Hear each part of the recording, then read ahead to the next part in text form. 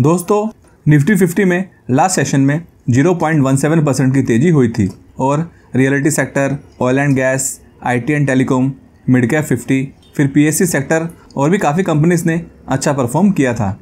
और वहीं पर Nifty private bank, Nifty capital market index, Nifty bank, Nifty small cap 250, Nifty micro cap 250 और Nifty IT index में हमें काफ़ी करेक्शन देखने को मिली थी। उसके अलावा डाउ जोन्स इंडेक्स में 1% से ज़्यादा करेक्शन शो हो रही है और ओवरऑल ग्लोबल इंडाइसेस हमें नेगेटिव देखने को मिल रहे हैं। तो मार्केट के सेंटीमेंट काफ़ी ज़्यादा नेगेटिव दिखाई दे रहे हैं और इन सब के पीछे का मेन रीज़न है यूएस टैरिफ्स। अभी ट्यूसडे के दिन भी डोनाल्ड ट्रंप ने स्टील एंड एल्यूमिनियम के ऊपर टैरिफ डबल करने को कहा है, that is imports from Canada to 50%। इसी कारण भी मार्केट में काफ़ी सेल ऑफ देखने को मिला था। उसके अलावा इंडियन मार्केट की बात करें तो इंडियन मार्केट की वैल्यूएशन अभी काफ़ी अट्रैक्टिव हो गई है। मार्च 2020 में कोविड के टाइम पर निफ्टी 50 का जो पीई रेशियो था वो सेम पीई रेशियो पर अभी निफ्टी अवेलेबल है।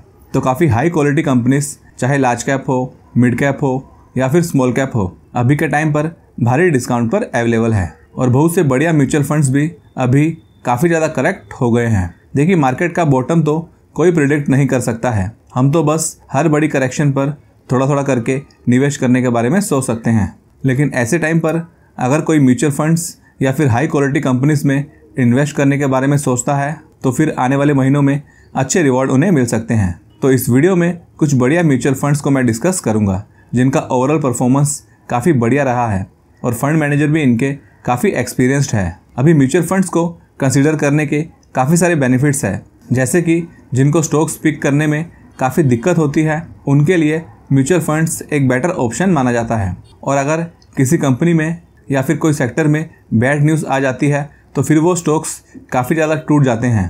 तो ऐसे में म्यूचुअल फंड्स में कुछ खास करेक्शन नहीं होती है। तो चलिए अब उन म्यूचुअल फंड्स को चेक कर लेते हैं। फर्स्ट फंड का नाम है बंधन small cap fund direct growth. दोस्तों ये बहुत ही बढ़िया फंड है जिसने पास्ट में काफ़ी अच्छा परफॉर्म करके दिखाया है। इस फंड के अंदर टोटल 183 स्टॉक्स देखने को मिलेंगे।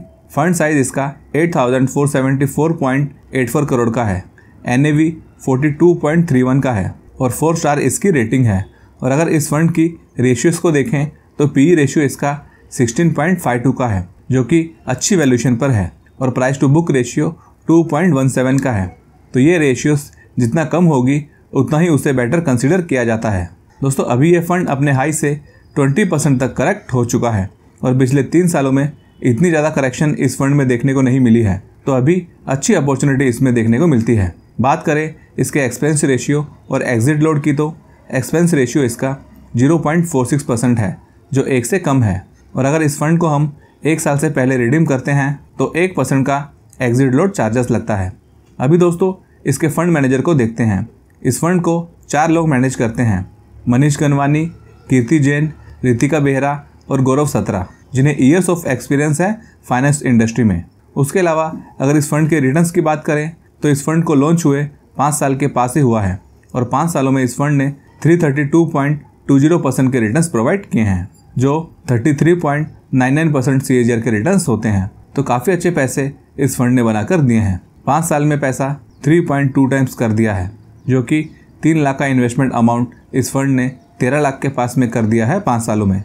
अभी मार्केट में तो काफ़ी ज़्यादा करेक्शन है। अगर सोचिए अभी मार्केट अपने हाई पर होता तो रिटर्न्स यहाँ पर और ज़्यादा शो होते हैं। सेकंड म्यूचुअल फंड की बात करें तो ये है Motilal Oswal Nifty micro cap 250 index fund direct growth. दोस्तों इस फंड को आकर ज़्यादा साल नहीं हुआ है, जुलाई 2023 में यह फंड आया था जो 1.8 ईयर से हुआ है। तो तब से अब तक इस फंड ने 48.98% के रिटर्न्स प्रोवाइड किए हैं और पिछले 6 महीने के रिटर्न्स इसमें नेगेटिव शो हो रहे हैं और 1 साल के रिटर्न्स केवल 4% के दिख रहे हैं। दोस्तों ये फंड माइक्रो कैप की टॉप 250 कंपनीज में इन्वेस्ट करते हैं। तो अगर आप इसमें SIP करते हो या फिर लमसम इन्वेस्ट करते हो तो सीधा आप 250 कंपनीज में अपना पैसा लगा रहे हो। तो जो लोग हाई रिस्की इन्वेस्टर होते हैं वो लोग इस फंड को कंसिडर कर सकते हैं। और अभी ये फंड अपने पीक से 23% करेक्ट हो गया है। तो जितनी छोटी कंपनीज होगी उसमें गिरावट भी ज़्यादा होती है और वो भागती भी ज़्यादा है। इसका NAV 14.90 पर चल रहा है और फंड साइज 1672.87 करोड़ का है।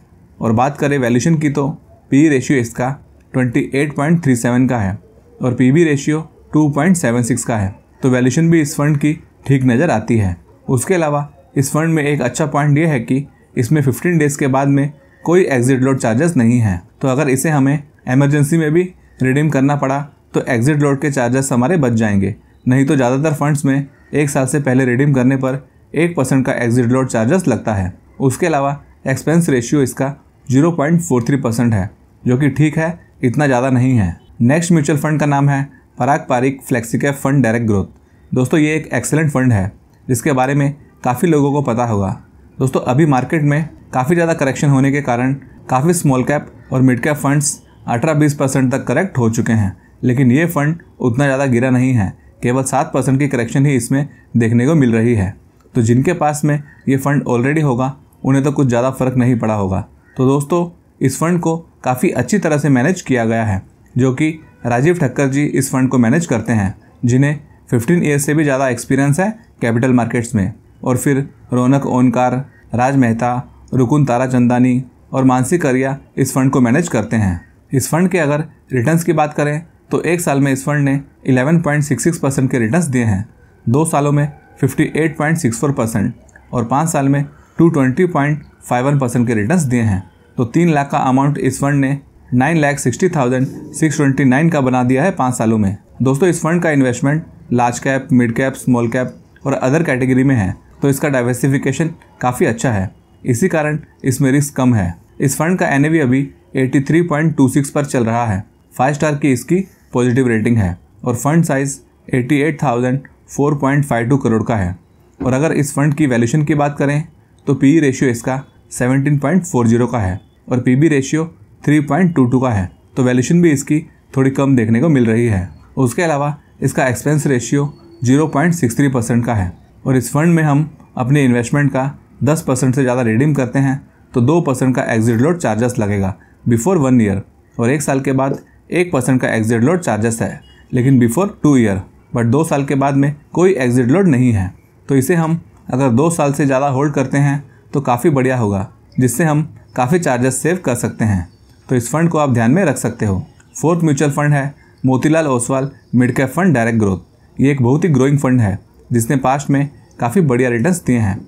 अभी ज़्यादातर फंड्स के 1 साल के रिटर्न्स नेगेटिव शो होते होंगे या फिर बहुत कम दिखते होंगे, लेकिन इस फंड के 1 साल के रिटर्न्स 16.57% के दिख रहे हैं और 2 साल में तो 80.78% के बढ़िया रिटर्न्स दिए हैं।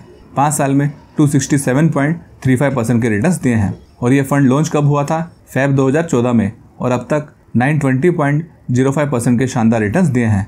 11 साल में पैसा 9 टाइम्स से ज़्यादा किया है। अगर मार्केट अभी हाई पर होता तो और ज़्यादा रिटर्न्स यहाँ पर बनते। तो दोस्तों लंबे समय के लिए म्यूचुअल फंड्स में इन्वेस्टेड रहने के काफ़ी बेनिफिट्स होते हैं। अभी ये फंड अपने ऊपर के लेवल से अराउंड 21% करेक्ट हो गया है, तो इसमें भी अच्छी अपॉर्चुनिटी देखने को मिल रही है, क्योंकि जितनी नीचे हमारी इन्वेस्टमेंट होगी तो उतना ही ज़्यादा कंपाउंडिंग का बेनिफिट होता है लॉन्ग टर्म में। इस फंड का NAV अभी 102.01 पर चल रहा है। 5 स्टार की इसकी बढ़िया रेटिंग है और फंड साइज 23,703.78 करोड़ का है। उसके अलावा इस फंड के अंदर केवल 30 स्टॉक्स है, तो इसे हम फोकस फंड भी कह सकते हैं। बात करें एक्सपेंस रेशियो और एग्जिट लोड की, तो इसका एक्सपेंस रेशियो 0.68% का है और एग्जिट लोड 1% का है। अगर 1 साल से पहले इसे हम रिडीम करते हैं तो आफ्टर 1 ईयर कोई चार्जेस नहीं है।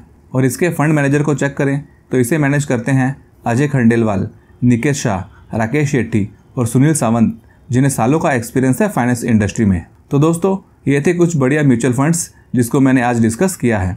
इनमें से आपको कौन सा म्यूचुअल फंड पसंद है ये आप मुझे कमेंट में बता सकते हो। वीडियो को लाइक कीजिए। Thanks for watching this video.